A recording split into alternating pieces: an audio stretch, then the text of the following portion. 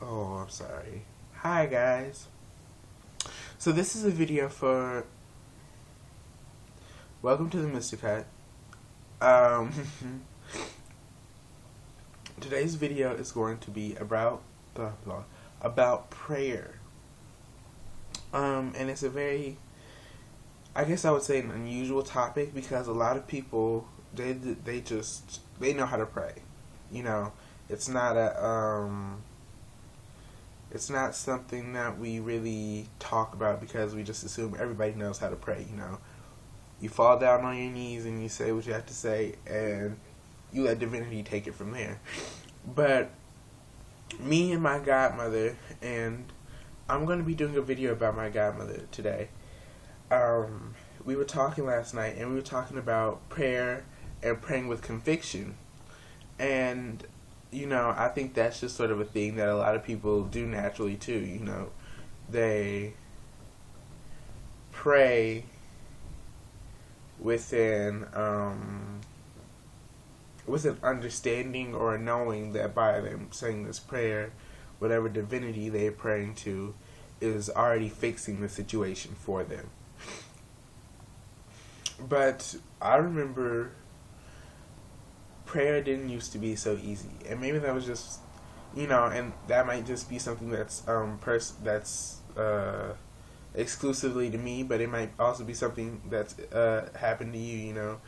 You know, it's easy to fall down on your knees and say something, but what gives prayer power is conviction. And what is conviction? Conviction is a strong belief or opinion that you hold.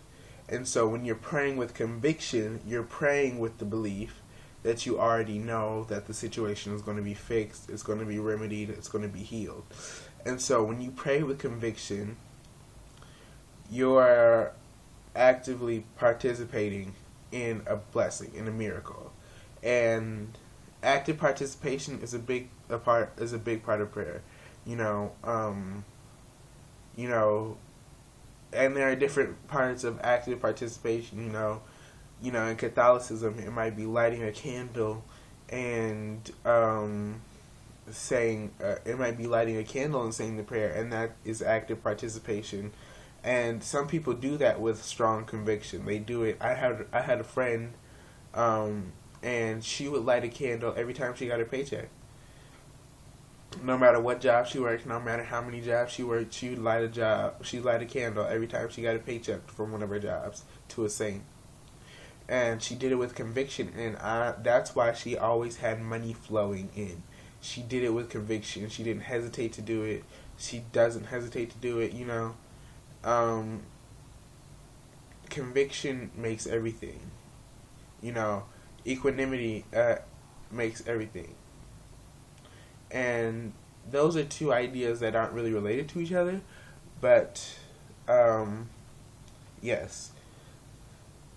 I'll talk about equanimity in another video, but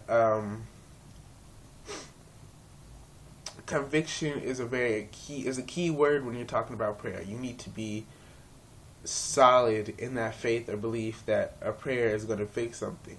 And that's sort of why when you study the Psalms, that's why first of all I tell you to study the Psalms and the Proverbs and, you know, the Bible in general, because the Bible is where we get a lot of root work magic, where we get a lot of magic, period. You know, it talks about herbs and it talks about, you know, spices and remedies. Read the Bible, because you will interpret things a different way. Not everybody is going to interpret the same thing. And so that is where conviction comes into play, because if you don't interpret something the same as somebody else, then you might doubt it in your mind. You might be like, oh, well, you know, they say to pray Psalms, 32 for money, but, I read Psalms 32 a lot, and, it talks a lot about health, and I don't see how money is related to my health, but I don't know if this Psalm is going to work or not. See, that is what we were trying to eliminate. We're trying to eliminate the doubt. And when you want to eliminate the doubt, what you do is you go and you read through the Psalms. And there are 150 Psalms. And some of those Psalms are like 3 or 4 pages. And and I'm probably exaggerating. They're probably like 2 pages. And I understand, you don't want to read through all of the Psalms, but sometimes that's what you got to do. You got to pick through the Psalms to find what you need, what you want. And what I found is that there's like a theme in Psalms.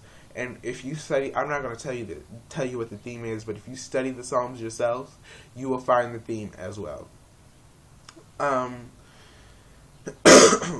And conviction also needs to be applied when doing candle magic, when doing mojo bags, when doing powders, when doing oils, when doing dolls, when doing any type of magic.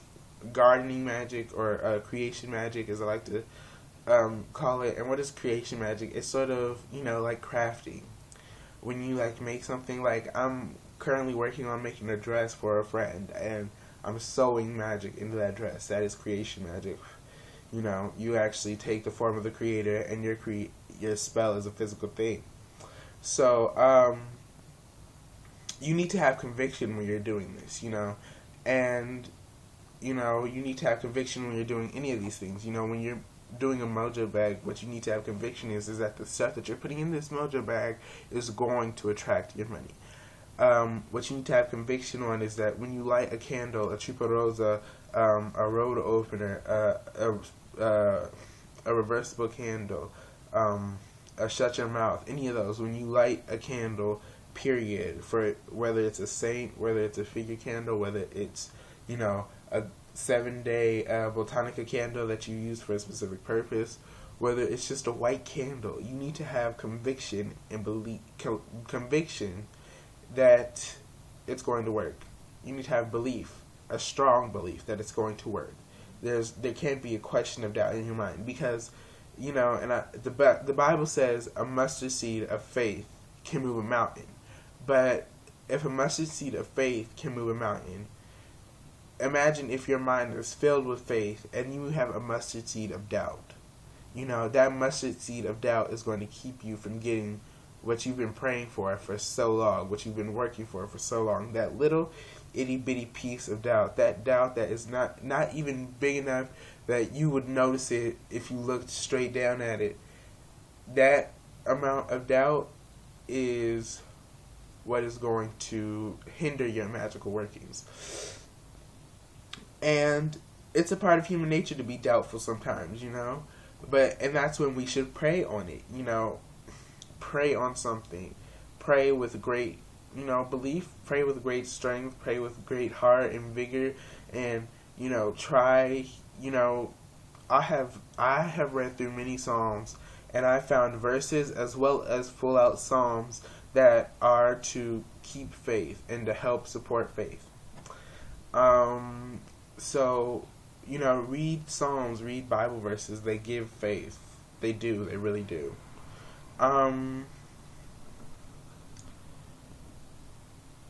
Conviction and faith kind of go hand in hand, if you really want to think about it, because if you don't have a belief that your prayers are going to work, they're not going to get any higher than the ceiling. They're really not. But conviction and superstition and, magical practices, they also have a hand-in-hand thing, because if you believe in a conviction so strong, and, a lot of people say that, if you don't believe in something, it's not going to work. I don't necessarily believe that. I don't believe that. I don't necessarily think that is true. What I would really just say about that is, wait. Wait, because you're not going to believe in something, and then one day that something is going to be like, it's going to be very apparent to you. You're going to have your eyes open to 100 things at once. Just wait on it. What else? But conviction and faith go hand in hand together.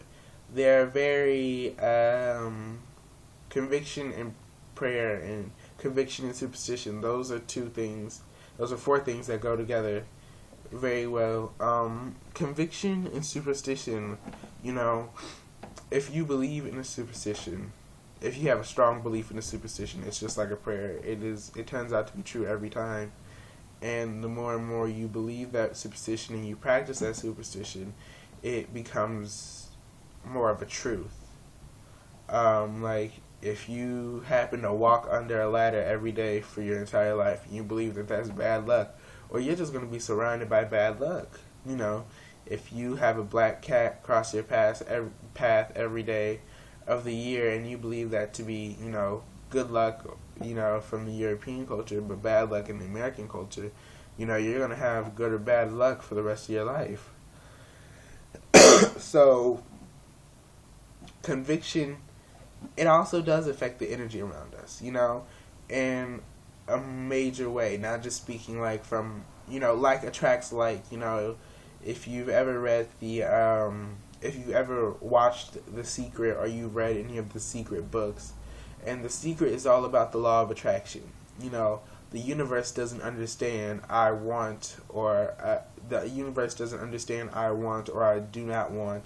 What the universe understands is that this is a constant thought in your mind, and that you attract that sort of energy when this becomes a constant thought. So when you're constantly thinking, you know, bad luck, bad luck, bad luck, bad luck, bad luck, bad luck, bad luck, you know, you're going to have bad luck endlessly. But when you're constantly thinking positivity, good luck, positivity, good luck, you know, as opposed to bad luck, you know, you're going to attract positivity, good luck, you know, the good things in life.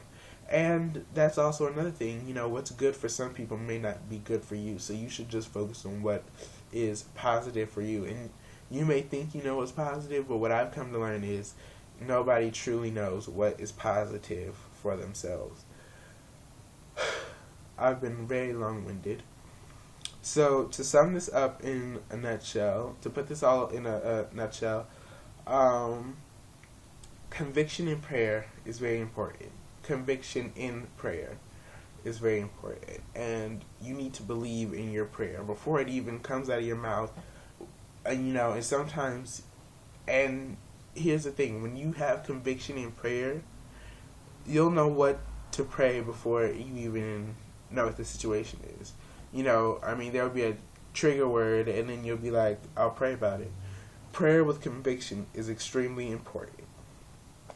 And so, I just wanted to make this video for the Mr. Cut. I haven't posted anything on here in a while.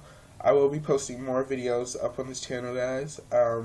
Until next time, ashe, ashe, ashe.